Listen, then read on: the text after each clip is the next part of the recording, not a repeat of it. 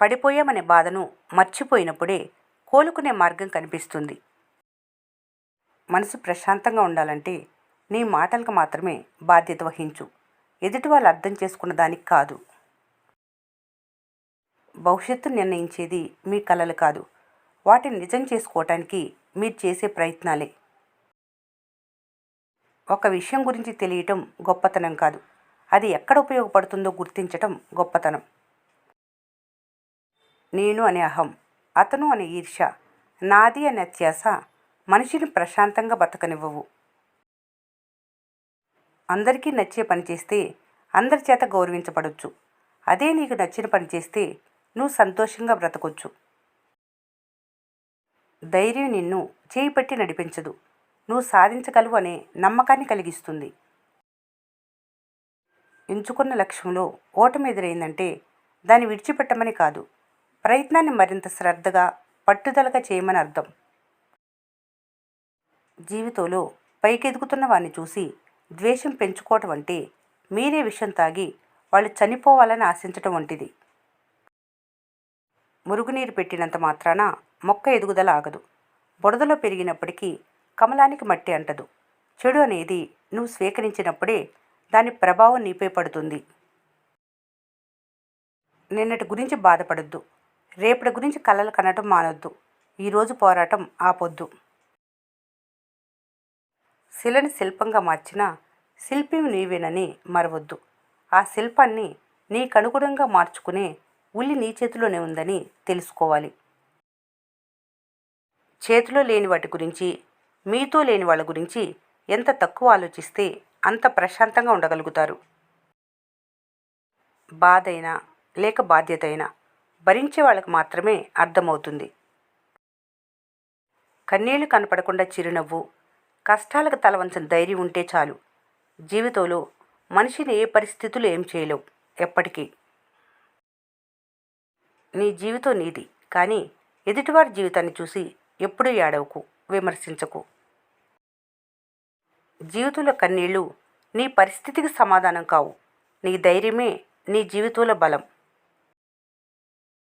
అదృష్టం సాహసం చేసిన వారిని వరిస్తుంది, సోమరులను కాదు. లోకం ఏమనుకుంటుందో అని ఎప్పుడూ ఆలోచించకండి, ఎందుకంటే ఈ లోకం చాలా వింతగా ఉంటుంది. విజయం సాధించని వారిని ఎగతాళి చేస్తుంది, విజయం సాధించిన వారిని చూసి అసూయపడుతుంది.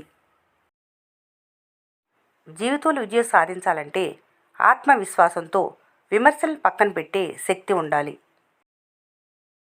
ధైర్యం కోల్పోకండి, ఎందుకంటే పర్వతాల నుండి ప్రవహించే నది ఇప్పటివరకు దారిలో ఎవరిని సముద్రం ఎంత దూరంలో ఉందని అడగలేదు.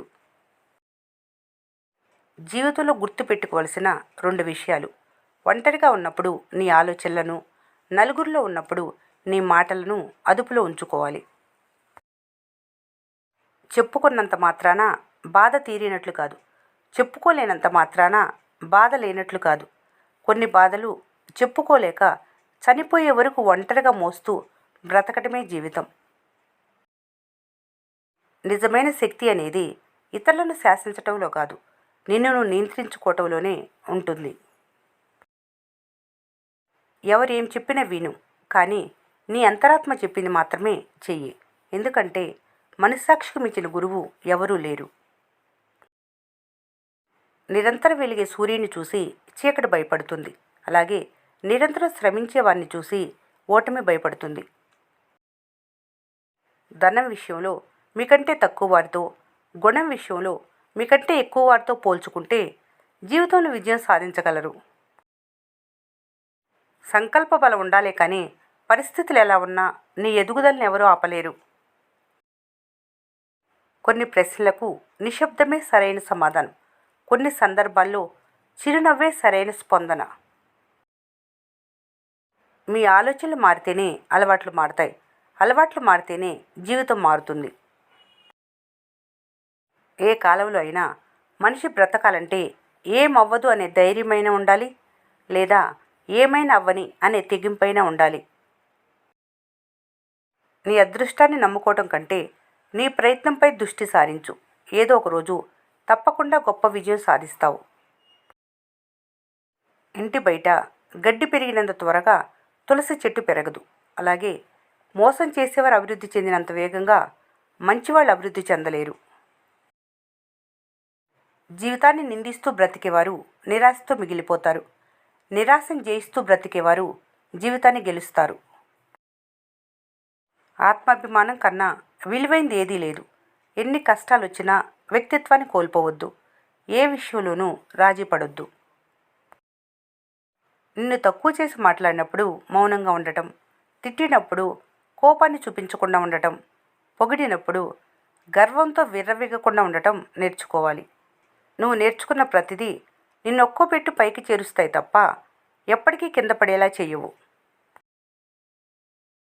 విషం మనిషి జీవితాన్ని మాత్రమే నాశనం చేస్తుంది, కానీ చెవిలోకి వెళ్ళిన విషం ఎన్నో బంధాలను, అనేక జీవితాలను నాశనం చేస్తుంది. అందుకే తప్పుడు మాటలు చెప్పడం ఎంత తప్పో, చెప్పుడు మాటలు వినటం కూడా అంతే తప్పు. అదృష్టం ఎప్పుడు అహంకారుల్నే వరిస్తుంది. మంచి తొందరగా పాపాత్ములకే జరుగుతుంది, స్వార్థపరులకే దక్కుతుంది. సంతోషం ఎక్కువగా, సుఖం ఎక్కువగా చెడ్డవారే అనుభవిస్తారు. ఇదే కలియుగం. తెల్ల కాగితం తయారైనప్పుడు స్వచ్ఛంగా ఉంటుంది. తర్వాత దాని మీద రాసే రాతలను బట్టి దాని విలువ ఆధారపడి ఉంటుంది. మనిషి కూడా పుట్టినప్పుడు స్వచ్ఛమైన మనసుతో పుడతాడు. జీవితంలో వారు చేసే పనుల మీదనే వారి విలువ ఆధారపడి ఉంటుంది. నీలో నువ్వు ప్రశాంతతను కలిగి ఉండకపోతే దాన్ని మరెక్కడా పొందలేవు.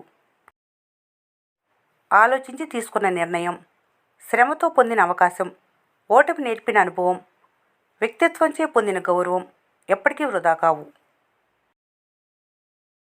మీ శక్తిని బట్టి మిమ్మల్ని మీరు అంచనా వేసుకుంటారు. మీ మాటలు, మీ చేతలను బట్టి ఇతరులు మిమ్మల్ని అంచనా వేస్తారు. మీరు నివసిస్తున్న జీవితం మీ ఆలోచనలు మాత్రమే.